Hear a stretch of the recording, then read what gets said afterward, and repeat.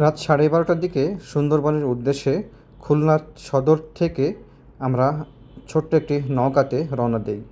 নদীর মাঝখানে দাঁড়িয়ে ছিল আমাদের জাহাজ রেইনবো। এই রূপসা নদীটি দূরে গিয়ে পশুর নদীতে পরিণত হয়েছে। সেই পশুর নদী ধরে যেতে হবে সুন্দরবনে। কিছুটা দূরে দাঁড়িয়ে আছে আমাদের জাহাজগুলো, অনেকগুলো জাহাজ দাঁড়িয়ে আছে, সেখানে আমাদের জাহাজও দাঁড়িয়ে আছে।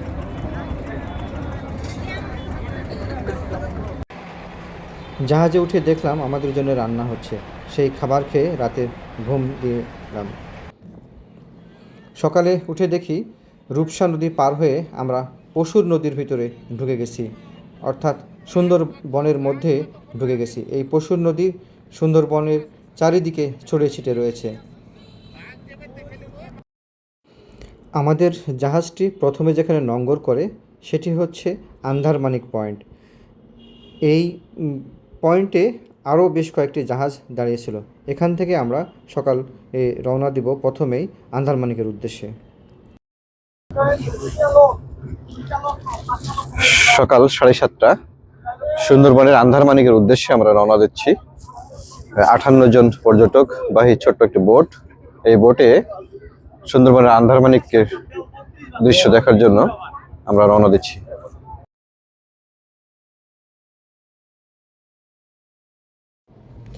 ছোট একটি নৌকাতে করে আমরা আন্ধারমানিক পয়েন্টে নেমে সেখানে বন জঙ্গলের ভিতরে ঢুকে পড়ি আন্ধারমানিক দেখার জন্য। এই যে এদিকে ওইদিকে দেখুন একটা, ওখানে একটা বাঘের ছাপ, এদিক দিয়ে বাঘ চলাচল করেছে। তো আজকে রাতেই গেছে বাঘ এই দিক দিয়ে।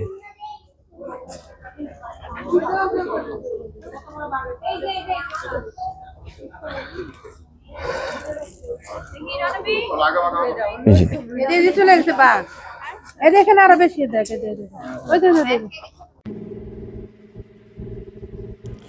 আন্ধারমানিকের দৃশ্য দেখার পরে আমরা রওনা দিই সুন্দরবনের অন্যতম জায়গা দুবলার চরের উদ্দেশ্যে। সেখানে যাওয়ার পথে সুন্দরবনের অপরূপ দৃশ্য যেমন চোখে পড়ে, তেমনি বানর, হরিণ, নানা পাখি সহ নয়নাভিরাম সুন্দরবনের দৃশ্য দেখতে দেখতে আমরা ছুটে চলি দুবলার চরের দিকে।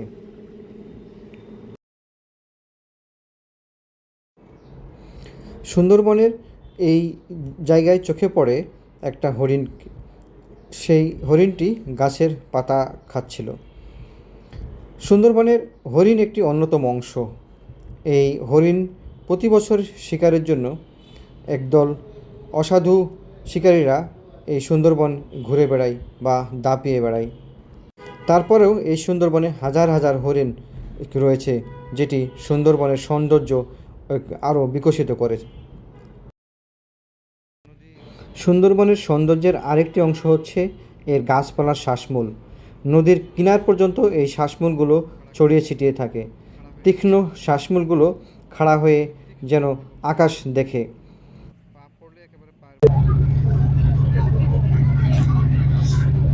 এই মুহূর্তে নিজেদেরকে শরণার্থীর মনে হচ্ছে যে আমরা মায়ানমার ফেরত রোহিঙ্গা, লিবিয়া থেকে গ্রিসের উদ্দেশ্যে যাচ্ছি। আমরা এই ছবিতে বা ভিডিওতে যেভাবে যে দৃশ্যগুলো দেখা যায় লিবিয়া থেকে শরণার্থীরা এরকম ভালো মেয়েটার এত কালা জামাই রে সাগর পাড়ি দিয়ে গ্রিসে চলে যায়, ঠিক সেই রকম মনে হচ্ছে এখন আমাদের। একদম ক্লিন বোঝা গেছে, মানে সিগন্যাল দিচ্ছে। এগুলো হচ্ছে কেওড়া গাছ।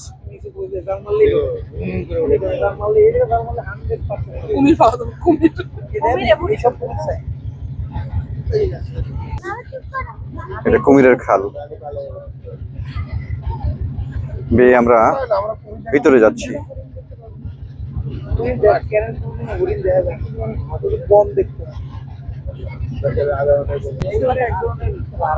অসাধারণ একটি খাল বেয়ে আমরা যাচ্ছি সুন্দরবনের একেবারে ভিতরে।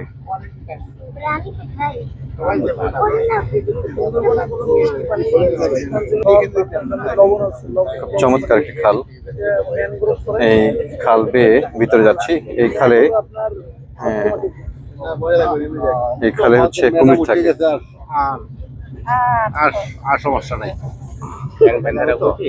চেষ্টা করছি।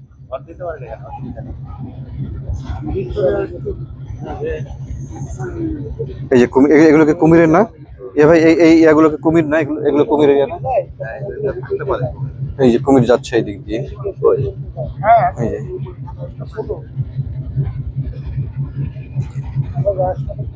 কুমির যাচ্ছে। হ্যাঁ, বড় বড় ভুটি উঠতেছে। এই যে এই দেখেন, এই দেখেন, এই দিন এদিক দিয়ে যাচ্ছে।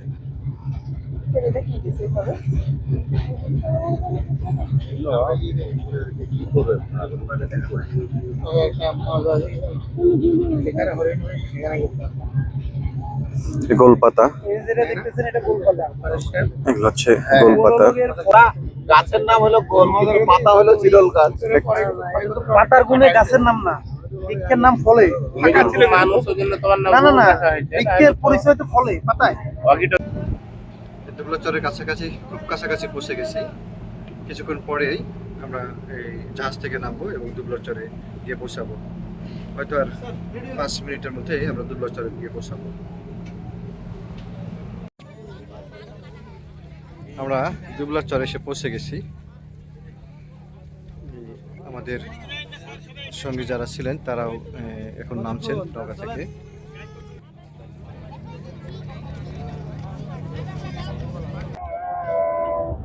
বেশ কয়েকটি জাহাজ নোঙ্গর করে আছে। এই সমস্ত জাহাজেই দর্শনার্থীরা এসেছেন এই দুবলাচরে ঘুরতে।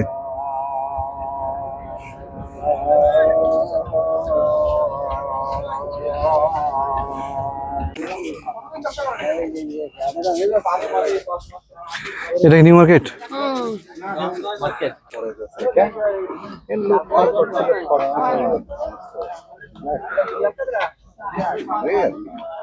অনেকগুলো দোকানপাট, তবে সবই হচ্ছে বেড়ার ছাউনি দিয়ে তৈরি দোকানপাট। হাঁটছি শুটকি পল্লীর ভিতর দিয়ে। এগুলো যারা শুটকি ব্যবসায়ী বা জেলে তাদের ঘর বাড়ি। এখানে শুটকি করা হচ্ছে। শুটকি পল্লী।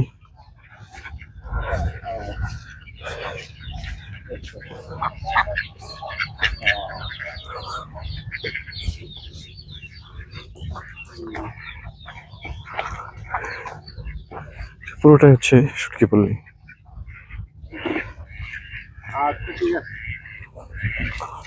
খবর যে ভাই জানাই হয় না, বুঝছো? কালকে যাব না।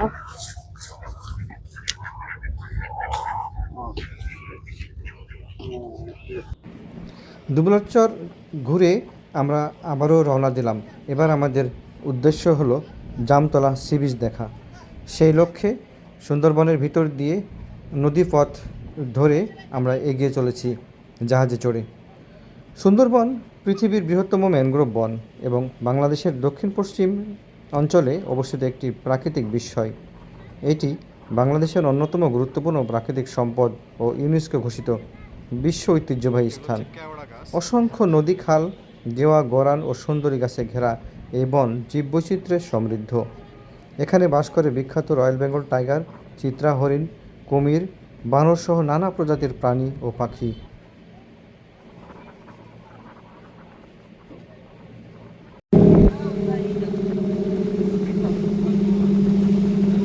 এগুলো সবই হচ্ছে জাহাজ। প্রায় 20 থেকে 25টি জাহাজ এখানে লঙ্গর করা। কটকা, এটাকে বলা হয় কটকা, সুন্দরবনের কটকা এলাকা।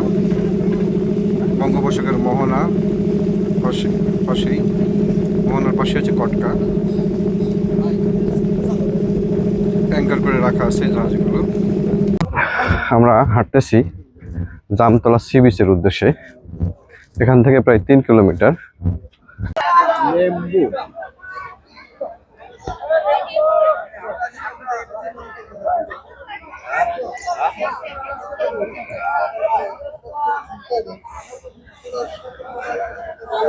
সুন্দরবনের পাশেই জামতলা সি বিচ। দুটো মেয়ে ছিল ওরা কই আসেন জলোচ্ছ্বাসে বালু চরে পরিণত হয়েছে, বালু উঠে এসেছে এখানে এদিকে। সুন্দরবনের ভিতরে বালু ঢুকে গেছে জলোচ্ছ্বাসের প্রভাবে।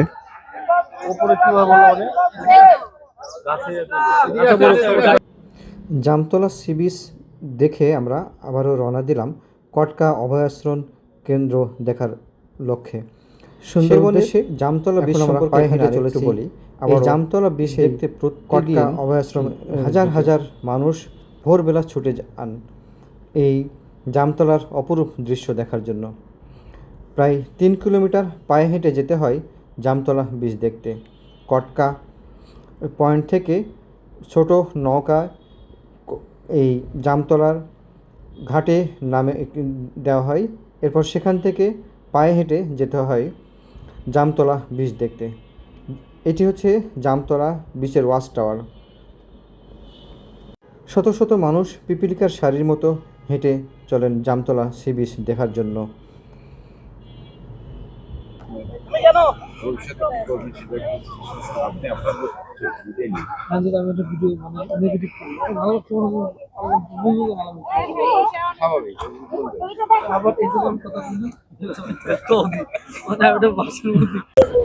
জামতলা সি বিচের এই পয়েন্ট থেকে আবারও ট্রলার যোগে রওনা দিলাম আমাদের জাহাজের কাছে।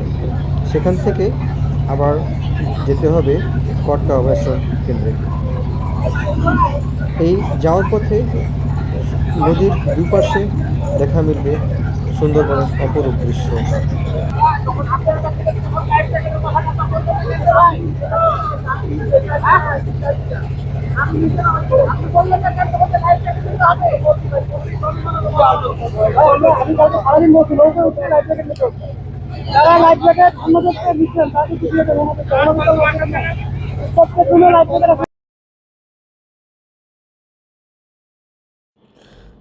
এটি সুন্দরবনের কটকা মোহনা। এই কটকায় প্রচুর পরিমাণে দর্শনার্থীবাহী জাহাজ গিয়ে ভিড় জমে। এখান থেকেই দর্শনার্থীরা প্রথমে যায় জামতলায় ভোরে সি বিচ দেখার জন্য। সেখানে সি বিচ দেখার শেষে আবারও কটকা অভয়াশ্রম কেন্দ্র দেখতে যেতে হয়। এই কটকা অভয়াশ্রম কেন্দ্রকে অফিসার্স পার্কও বলা হয়, আবার কেউ কেউ ফরেস্ট পার্কও বলেন। এই কটকায় যেই জাহাজগুলো দাঁড়িয়ে থাকে সেই জাহাজের কারণে অপরূপ সৌন্দর্য নেমে আসে কটকায়।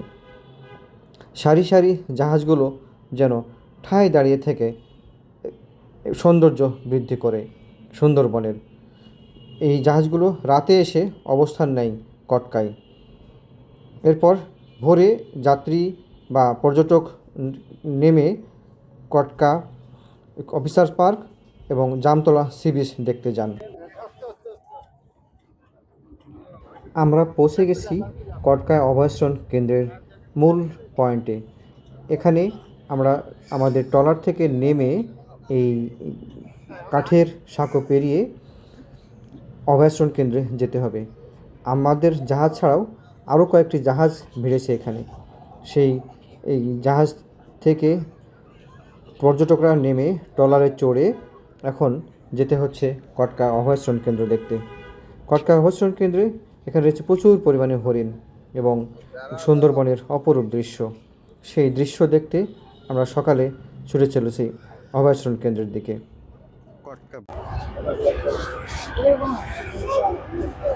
আমরা কটকা অভয়ারণ্য কেন্দ্রে এখন যাচ্ছি। এখানে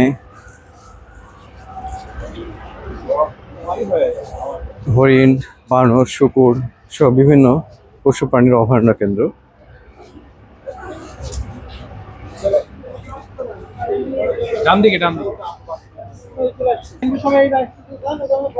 এই বানর,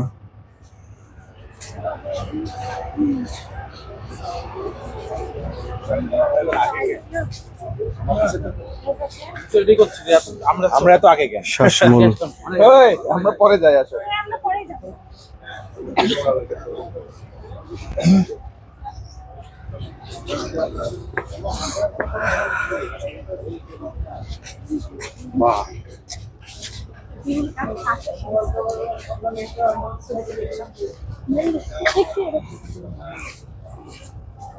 মনে হয়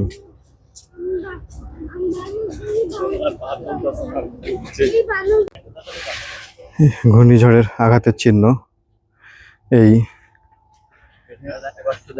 আনসার ক্যাম্পটি এখনো তছনছ হয়ে আছে।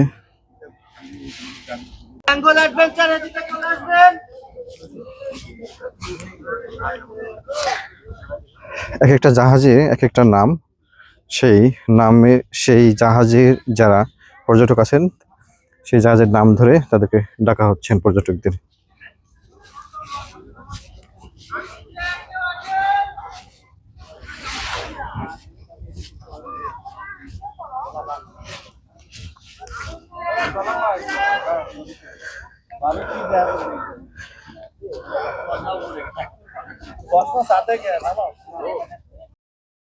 বাংলাদেশের উপকূলীয় অঞ্চলের জন্য সুন্দরবনের গুরুত্ব অপরিসীম।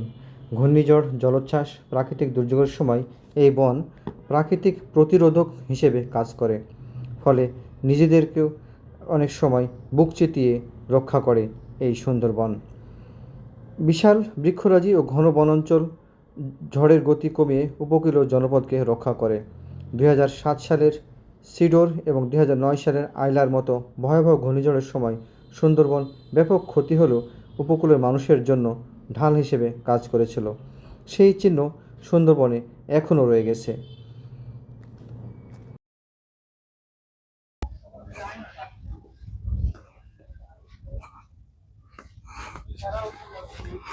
বিশাল একটি গাছ, দেখে মনে হচ্ছে বট গাছ, উপরে চলে এসেছে জলোচ্ছ্বাসের কারণে, এসে এখানে আটকায় পড়ে আছে গাছপালার মধ্যে।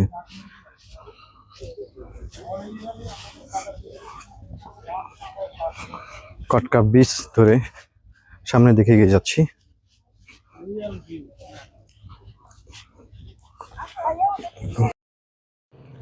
অর্থনৈতিক দিক থেকে সুন্দরবনের অবদান উল্লেখযোগ্য। বন থেকে মধু, মাছ, কাঁকড়া, গোলপাতা ও বিভিন্ন বনজ সম্পদ সংগ্রহ করে হাজার হাজার মানুষ জীবিকা নির্বাহ করেন। প্রতি বছর মওয়ালরা সুন্দরবনে গিয়ে মধু সংগ্রহ করেন, যা দেশের অন্যতম মূল্যবান প্রাকৃতিক সম্পদ।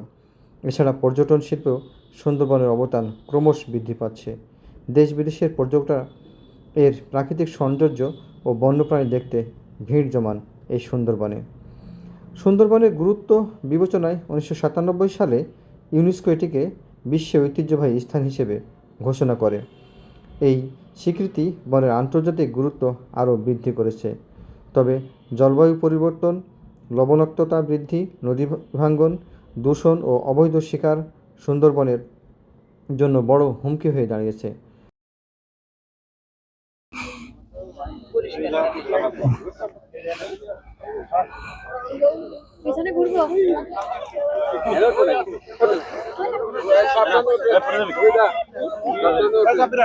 একটা বিশাল গাছ এখানে উপরে পড়ে আছে।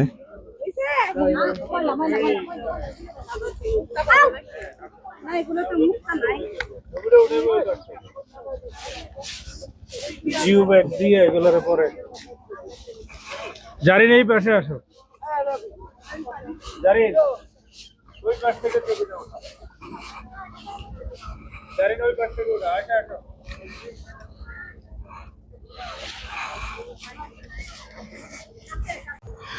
সুন্দরবনের ভিতরে এই মাত্র একটা হচ্ছে টেলিটকের মোবাইল টাওয়ার।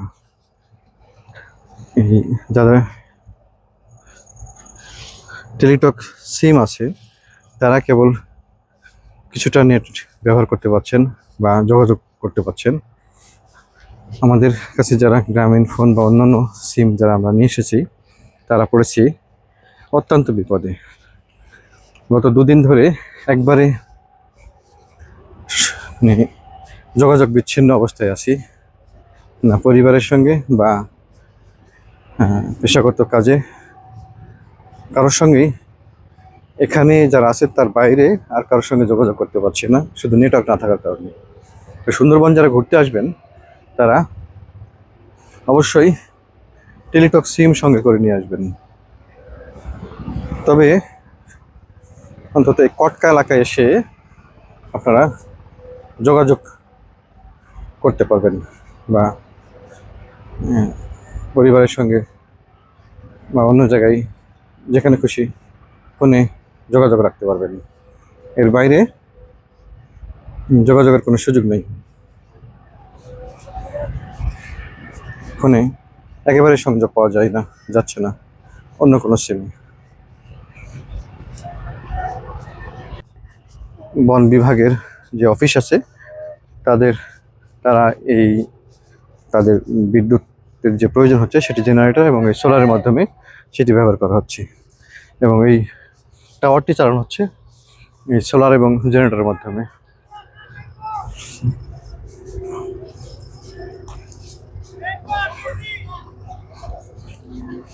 কাজেই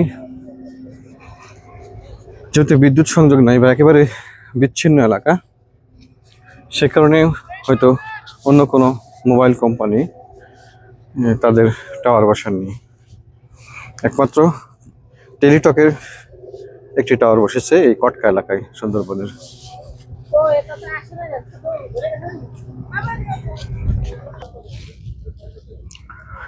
এই ঘূর্ণিঝড়ের আঘাতের কারণে এই গাছপালাগুলো মরে গেছে।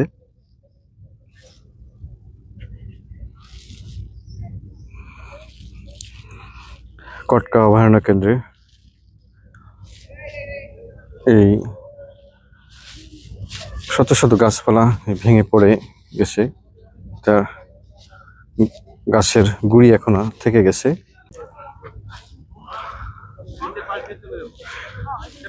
ঘূর্ণিঝড়ের আঘাতের কারণে প্রচুর পরিমাণে গাছপালা ভেঙে গেছে। হ্যাঁ, সিডরের চিহ্ন এগুলো।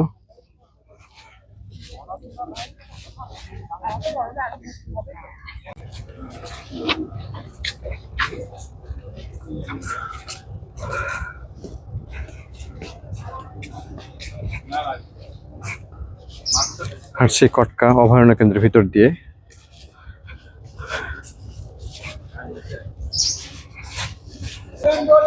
গ্রামীণ দিতে পারতো।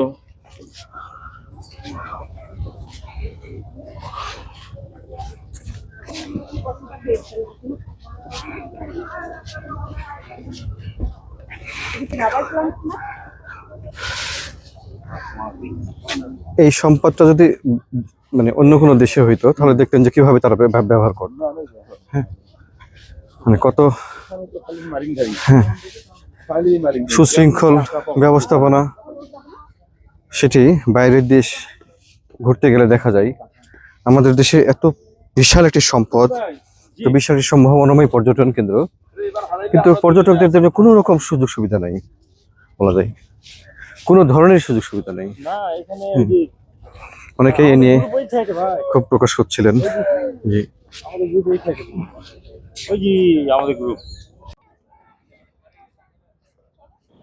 কটকা অভয়ারণ্য কেন্দ্র দেখা শেষ করে আমরা আবারও ফিরে যাচ্ছি জাহাজের দিকে। এবার আমাদের গন্তব্য হলো করমজলের কুমির প্রজনন কেন্দ্র, সেখানে আমরা পরিদর্শন করতে যাচ্ছি।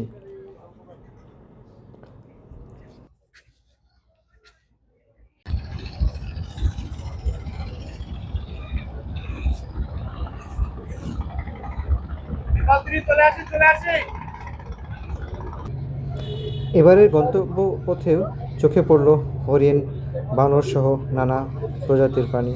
তবে এখানে বেশ কিছু হরিণ একসঙ্গে দেখা যাচ্ছে গাছের পাতা খেতে।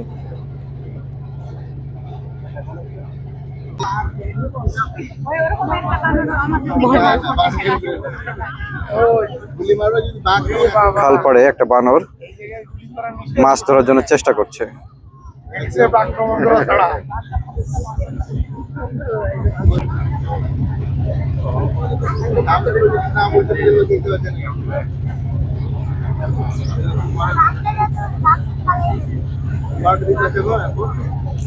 ও মাছ ধরার জন্য ওত পেতে বসে আছে বান্দরটি।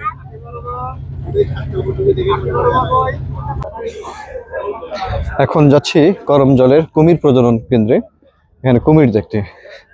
আমাদের নৌকাটি প্রায় 2 ঘন্টা কুয়াশার কারণে আটকে ছিল নদীর মধ্যে। সেখান থেকে সকাল 10টার দিকে বের হয়ে নদীতে এসে নদী থেকে এখন এই করমজলের কুমির প্রজনন কেন্দ্রে এসেছে।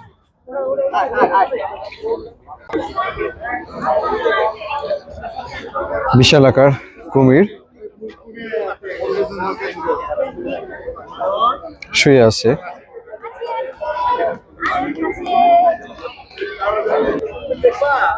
হচ্ছে কুমিরের বাচ্চা।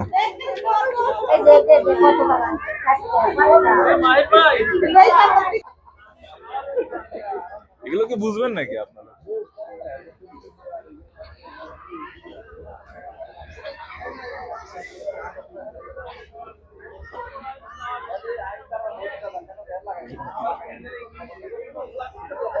বিশাল আকার কুমির এই পুকুরেই বসবাস করে। প্রজনন কেন্দ্রের পুকুরে এই কুমিরটিকে রাখা হয়েছে। অনেক বড়, একটা মানুষ খেয়ে ফেলতে পারবে।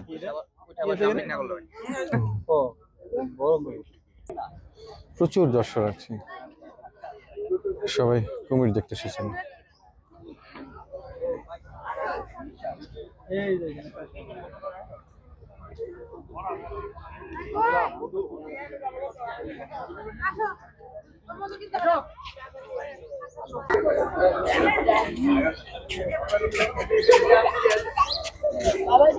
রে বাঙ্গুর সাদা হয়ে গেছে, ও হাঁটতেছে ঘুরতেছে।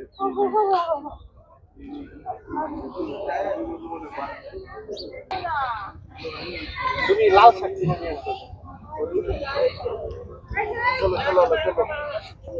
শিং ভেঙে গেছে হরিণটার।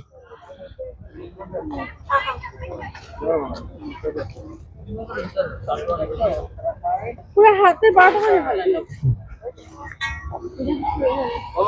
ভাঙ্গা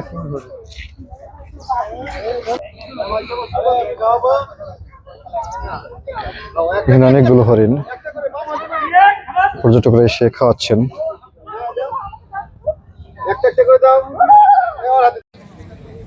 করমজলের কুমির প্রজনন দেখা শেষে আমরা আবার রওনা দিলাম খুলনার উদ্দেশ্যে জাহাজে চড়ে। এর পরে খুলনা থেকে রাজশাহীতে পৌঁছাতে হবে, সে কারণে ট্রেন ধরতে হবে। আর ট্রেন ধরার তাড়ার জন্য বারবার জাহাজের গাইড আমাদেরকে তাড়া দিচ্ছিলেন।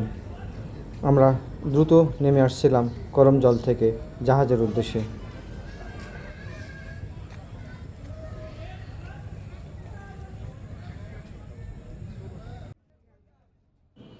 করমজল থেকে ট্রলারে করে যেতে হবে আমাদের জন্য অপেক্ষারত জাহাজে। সেই জাহাজেই চড়ে আবারও রওনা দিব খুলনার উদ্দেশ্যে।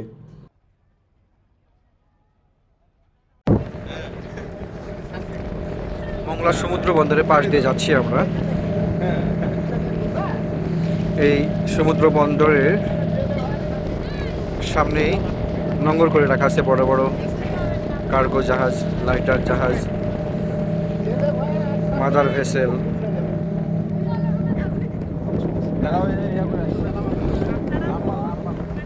শতাধিক জাহাজ এখানে নোঙর করে রাখা আছে।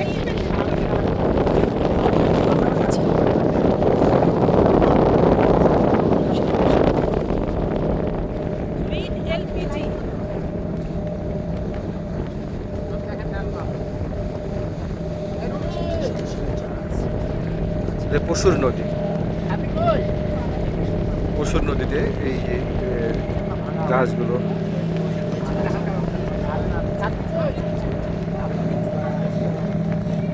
নোঙর করে রাখা আছে।